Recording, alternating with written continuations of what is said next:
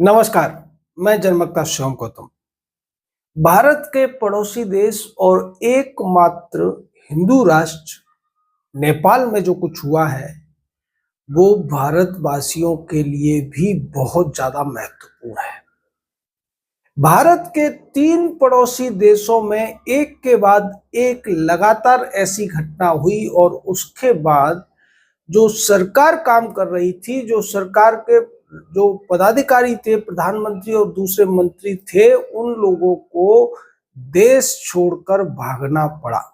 नेपाल में भी यही स्थिति बन रही है और नेपाल के प्रधानमंत्री केपी शर्मा ओली भी देश छोड़कर दुबई भागने वाले हैं, ऐसी खबरें अभी तक आ रही हैं। जो कुछ श्रीलंका में हुआ था उसी को दोहराया गया बांग्लादेश में, और जो कुछ बांग्लादेश में हुआ उसी को दोहरा दिया गया नेपाल में। इसके पीछे तमाम लोग ये कह रहे हैं कि विदेशी ताकतों का हाथ है। अब कौन सी विदेशी ताकतें थी? क्या ये वही ताकतें थी जिन्होंने बांग्लादेश में ये सब किया था और उन्हीं ताकतों ने नेपाल में किया? लोगों का इशारा अमेरिका की तरफ है, लेकिन इससे इनकार नहीं किया जा सकता क्योंकि नेपाल में जो कुछ की हुआ है, जिसे कि जनरेशन जी जेड की क्रांति कहा जा रहा है, इसके पीछे या फिर इसमें 2 लोगों की भूमिका सबसे ज्यादा आप कह सकते हैं महत्वपूर्ण है।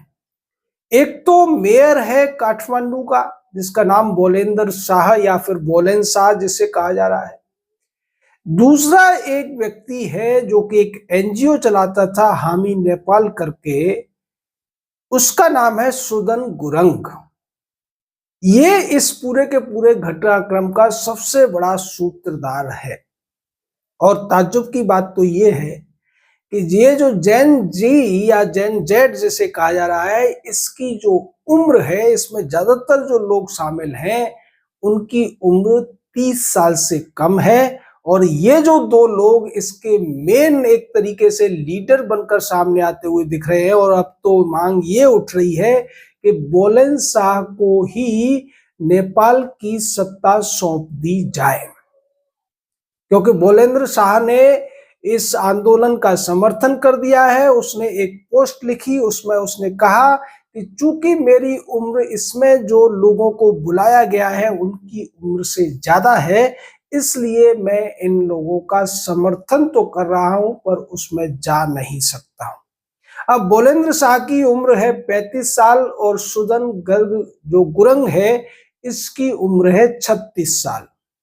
यानी 35 और 36 साल के 2 लोगों ने पूरे के पूरे नेपाल को किस तरीके से हिलाकर रख दिया है। उनकी जो सरकार थी उसको अपदस्थ कर दिया गया है। तमाम जो बड़े नेता हैं, चाहे वो सत्ताधारी हो या विपक्ष के हो, उन सबके घरों पर लोगों ने तोड़फोड़ कर दी है, ये लोग कहें या फिर युवाओं ने कह सकते हैं अब, और उनके घरों में आग लगा दी है। तमाम जान माल का भी नुकसान हुआ है। शुरुआत में सरकार ने सेना को उतारकर इस सब को रोकने की कोशिश की थी, जिसमें 30 से ज्यादा लोगों की मौत हो गई और 300 से ज्यादा घायल बताए जा रहे हैं। ये सब करीब 1 महीने के अंदर हो गया है, क्योंकि जिस पोस्ट की वजह से ये सारा का सारा उबाल उठा या बवाल हुआ, वो पोस्ट लिखी थी सुदन गुरंग ने। और वो पोस्ट पिछले महीने उन्होंने लिखी थी। उन्होंने युवाओं का आह्वान किया था कि आज देश में भ्रष्टाचार जिस तरीके से बढ़ चुका है, नेपो किड्स जिस तरीके से, यानी जो राजनेताओं के बच्चे हैं वो ऐश कर रहे हैं, जनता दुखी है और युवाओं को इसका समाधान ढूंढना पड़ेगा, उन्हें सड़क पर आना पड़ेगा, उन्हें संघर्ष करना पड़ेगा। इस तरीके की पोस्ट लिखी थी सुदन गुरंग ने। उसका असर भी होने लगा और उसके बाद में सोशल मीडिया प्लेटफॉर्म्स पर सरकार ने रोक लगा दी। हालांकि बाद में उस रोक को हटा लिया गया है, लेकिन तब तक बहुत कुछ बदल चुका था और उसकी परिणति हुई कि नेपाल में जो सरकार काम कर रही थी वो अपदस्थ कर दी गई, तख्ता पलट हो गया। अब ये जो लोग हैं जिन्हें जेन जी कहा जा रहा है, इनकी मांग है कि नेपाल में दोबारा से राजशाही स्थापित होनी चाहिए। लेकिन राजशाही किसकी स्थापित होगी? चूंकि वो अपना नेता मान चुके हैं बुलेन शाह को, तो क्या वो बुलेन शाह को राजा बनाना चाहते हैं, या फिर बुलेन शाह को जैसे बांग्लादेश में हुआ था, यूनेस्को वहां का शासक बना दिया गया, उस तरीके से पहले बुलेन शाह को वो शासक बनाना चाहते हैं? सुदन गुरंग के बारे में ये भी बातें निकल कर आई हैं कि वो जो एनजीओ चलाता है उसमें विदेशों से फंडिंग भी आया करती थी। ये एक सिविल इंजीनियर था, बाद में ये रैपर भी बन गया, बाद में इवेंट मैनेजमेंट भी करने लगा, और फिर इसने एक एनजीओ खोला जिसके माध्यम से ये सामाजिक कार्य करता था, और उसमें इसको विदेशों से बड़ी मोटी फंडिंग आया करती थी। चाहे श्रीलंका हो, बांग्लादेश हो या नेपाल हो, इन तीनों में एक चीज कॉमन है कि लोगों को इकट्ठा करने में, लोगों की भावनाओं को भड़काने में सबसे ज्यादा जिन चीजों का इस्तेमाल हुआ है वो है सोशल मीडिया प्लेटफॉर्म। ये सोशल मीडिया प्लेटफॉर्म आज की डेट में कितने ज्यादा पावरफुल हो गए हैं, इन दिन 3 देशों की केस स्टडी से आप समझ सकते हैं। आपको मैं इतिहास की एक पुरानी बात याद दिलाता हूं। जब हिटलर जर्मनी का शासक बनने की कोशिश कर रहा था, तो उसने भी इसी तरीके की बातें अपने भाषण के माध्यम से जर्मनी के लोगों को समझाने की कोशिश की थी। उस समय सोशल मीडिया नहीं था, इसलिए वो जगह जगह जाकर इसी तरीके के भाषण दिया करता था। जो अराजकता थी, जो भ्रष्टाचार था, जो सरकारी महकमे काम नहीं कर रहे थे, उनके खिलाफ वो लोगों को भड़काता था, और बाद में उन्हें एक उम्मीद देकर अपने साथ जोड़ने का आह्वान करता था, जिसके बाद जर्मनी के लोग उससे प्रभावित हुए और जर्मनी के शासक को हिटलर ने अपदस्थ कर दिया था। ये जो घटना थी हिटलर वाली, वही हुई श्रीलंका में, वही घटना हुई बांग्लादेश में, और वही हुई नेपाल में। यहाँ ये कहना पूरी तरीके से सच नहीं है कि बिल्कुल ही सब कुछ खराब था, लेकिन लोगों की भावनाओं को भड़काने के लिए इस तरीके की बातें जब की जाती हैं तो लोग सेंटिमेंटल हो जाते हैं, और फिर वो तथ्यों का पुष्टि नहीं करते, जिसकी वजह से ऐसी घटनाएं होती है। हमारे देश में भी ये सब करने की साजिश पिछले कई सालों से चल रही है। आपने देखा होगा बहुत सारे प्रपंचकारी हैं सोशल मीडिया पर, उनके मिलियंस में फॉलोअर हैं, और वो तमाम ऐसी बातों को फैलाने की कोशिश करते हैं जिनका सिर और पैर नहीं होता। उसके बावजूद उनके वीडियो को लाखों लोग देखते हैं। चूंकि भारत एक बहुत बड़ा देश है, श्रीलंका, बांग्लादेश और नेपाल की जो जनसंख्या है, जो क्षेत्रफल है, उससे भारत का क्षेत्रफल, जनसंख्या, सब कुछ बहुत बड़ा है। यहाँ का तंत्र भी बहुत ज्यादा मजबूत है। इसकी वजह से भारत में ऐसी घटनाएं कामयाब तो नहीं हो पा रही हैं, लेकिन इतना आप समझ लीजिए, इसकी वजह से हमारे देश में भी बहुत सारी परेशानियां समय समय पर होती रहती हैं। अभी जो ताजा घटना हजरत बल में हुई जम्मू कश्मीर में, उसके पीछे इसी तरीके की साजिश थी, क्योंकि वहां पर जो वक्फ बोर्ड की चेयरमैन है, उन्होंने विकास कार्य किए थे, और उसको लेकर एक उन्होंने शिलापट लगा दिया था, जिस पर एक तरफ तो राष्ट्रीय चिन्ह अशोक की लाट थी, और दूसरी तरफ उस महिला का फोटो लगा हुआ था।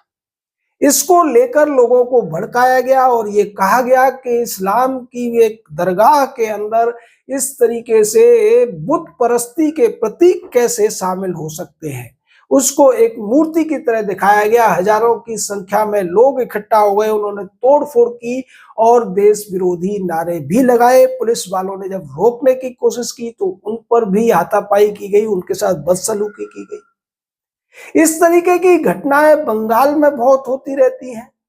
अभी पिछले दिनों जब राहुल गांधी ये जो वोट चोरी का ड्रामा कर रहे थे, उसके पीछे भी ऐसी ही साजिश थी।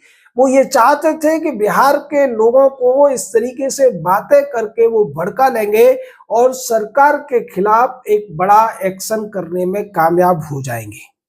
उससे पहले भी राहुल गांधी और उनके साथ के लोग इसी तरीके की कोशिशें राफेल के ऊपर कर चुके हैं। तमाम बातें वो जैसे करते हैं, उनके पीछे कोई तथ्यात्मक बात नहीं होती।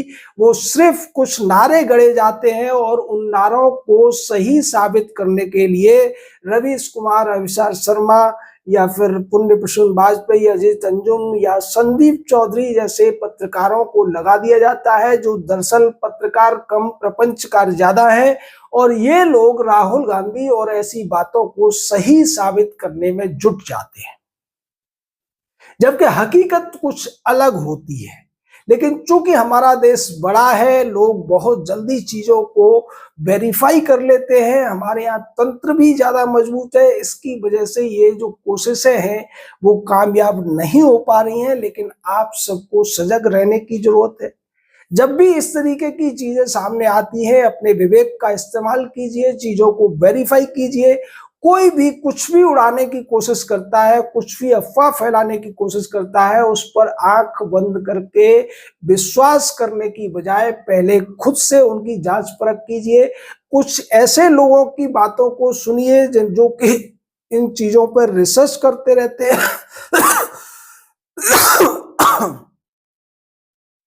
कुछ ऐसे विश्वसनीय लोगों का सहारा लीजिए जो इन चीजों पर रिसर्च करने के बाद तथ्यात्मक जानकारी देते हैं, जिन्हें आप पहले परख चुके हैं। और फिर आगे जाकर उन चीजों के काउंटर्स भी आप खुद से करिए। अगर कोई ऐसी बातें करता है तो उसके सामने सच भी रखिए, क्योंकि ये हमारे देश में बहुत ज्यादा चलने लगा है। अग्निवीर की जब योजना आई थी, उसको लेकर भी युवाओं को भड़काने के लिए ऐसी ही बातें कही गई थी। जब भी कोई छुटपुट घटना हो जाती है, उसको लेकर लोगों को भड़काने की कोशिश की जाती है, तमाम सांप्रदायिकता उसमें घुसेड़ने की कोशिश की जाती है। जैसा अभी ये चुनाव के बारे में जब वोटर लिस्ट का मामला सामने आया, जबकि उसको लेकर चुनाव आयोग पहले ही एसआईआर शुरू कर चुका था, तब इन लोगों ने ये कहने की कोशिश की कि वोटर लिस्ट से पिछड़ों के, गरीबों के, दलितों के, अल्पसंख्यकों के नाम जानबूझकर काटे जा रहे हैं। लोगों को भड़काने की कोशिश की और इस तरीके से लोगों को भड़काया जा रहा था कि कांग्रेस के मंच से भारत के प्रधानमंत्री को गंदी गंदी गालियां दी जाने लगी। इन लोगों की कोशिश यही है कि बिना किसी तथ्य के लोगों को भड़काया जाए, सरकार के खिलाफ किया जाए और उनको उपद्रव करने के लिए मजबूर किया जाए, जिससे कि नेपाल, बांग्लादेश या श्रीलंका की घटनाओं को भारत में दोहराया जा सके। लेकिन ऐसा करने में वो कामयाब इसलिए नहीं हो पा रहे हैं कि भारत के जो लोग हैं, इन तीनों ही देशों के लोगों से ज्यादा शिक्षित भी हैं, ज्यादा समझदार भी हैं, यहाँ का तंत्र भी मजबूत है। लेकिन फिर भी ऐसी ताकतों से लड़ने के लिए आपको जागरूक होना पड़ेगा। आपको हर क्षेत्र में जहां कहीं भी ऐसे प्रश्न मिलते हैं, उनका सही समाधान, उसके सही कारण भी जानने की कोशिश करनी पड़ेगी। ऐसा नहीं है कि हमारे देश में सरकारी तौर पर भ्रष्टाचार नहीं है। बहुत से ऐसे डिपार्टमेंट हैं जहां भ्रष्टाचार है, बहुत से लोग काम भी करते हैं और बहुत से लोग काम नहीं करते हैं। इसका मतलब ये नहीं है कि आप सरकार को उखाड़ कर फेंक देंगे, क्योंकि सरकार को उखाड़ने से वो भ्रष्टाचार खत्म नहीं हो सकता है। क्योंकि पिछले 11 सालों में सरकार की तरफ से अगर देखा जाए तो कोई अभी तक भ्रष्टाचार का घोटाले का आरोप सरकार पर नहीं लगा है। लेकिन उसके बावजूद जो निचले स्तर पर सरकारी कर्मचारी काम करते हैं, उदाहरण के लिए जो स्कूलों में पढ़ाने वाले टीचर हैं, उनमें से बहुत से टीचर स्कूल ही नहीं जाते हैं, वो अपनी जगह किसी और को वहां हाजिरी लगाने भेज देते हैं। वो पूरी सैलरी ले लेते हैं, उस सैलरी का कुछ हिस्सा वो उस व्यक्ति को दे देते हैं। मैं ऐसे कई लोगों को जानता हूं जो जहां पर उनकी पोस्टिंग है उससे कम से कम 500 किलोमीटर दूर पर रहते हैं, लेकिन उन्होंने सेटिंग कर रखी है। उनकी शिकायत भी होती है तो मामले रफा दफा कर दिए जाते हैं, कुछ दिन के लिए वो स्कूल पहुंच जाते हैं। उसी तरीके से जैसे एडेड स्कूल होते हैं, वहां पर टीचर मोटी सैलरी ले रहे हैं, बच्चों के नाम पर वहां 100 बच्चे भी नहीं है, लेकिन कागजों में बच्चे दिखा दिए जाते हैं और वो आराम से सैलरी लेते रहते हैं।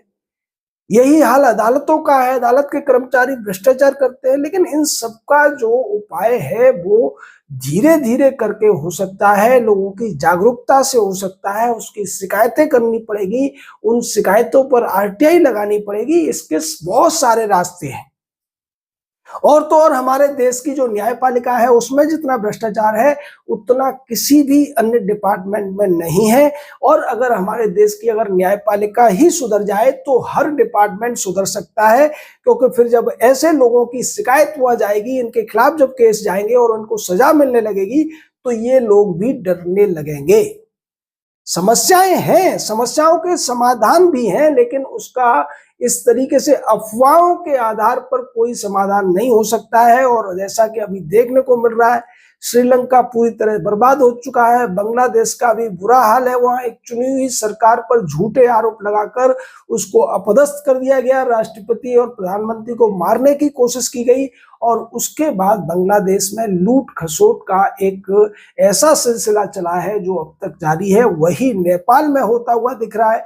जितनी भी विदेशी ताकतें ऐसी चीजों को स्पॉन्सर करती हैं वो कभी भी उस देश के कल्याण के लिए नहीं होता है, वो अपने फायदे के लिए ऐसा करती हैं या किसी दूसरे देश को नीचा दिखाने के लिए ऐसा करती हैं। इसलिए हमारा यही कहना है कि आप ऐसी किसी अफवाह पर ध्यान न दें। जब भी कभी आपको इस तरीके की बातें सामने आती है उनको वेरीफाई करने की कोशिश करें, खुद से चीजों को ढूंढने की कोशिश करें, उन्हें पढ़ने की कोशिश करें, समझने की कोशिश करें, या फिर कुछ ऐसे लोगों की बातों से वेरीफाई करें जिन्हें आप परख चुके हैं कि हाँ उनकी बातों में सच्चाई होती है, वो सिर्फ और सिर्फ बात बनाने के लिए ऐसी बातें नहीं कहते हैं।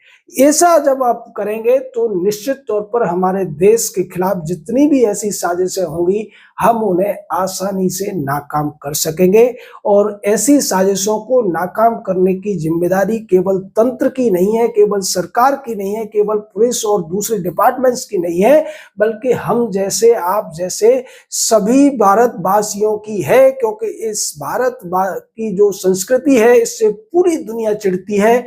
हम जो हजारों साल से निरंतरता के साथ जी रहे हैं, बाकी के देशों, किसी का 1500 साल पुराना, किसी का 2000 साल पुराना इतिहास है, उससे पहले वो लोग खाना बदोश का जीवन जीते थे। हमारी एक प्राचीन परंपरा है और इसको जिंदा रखने के लिए, इसकी एकता अखंडता के लिए भारत के हर नागरिक को योगदान देना पड़ेगा।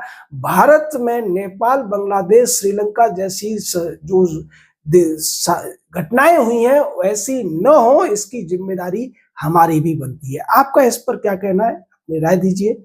जय हिंद, जय भारत।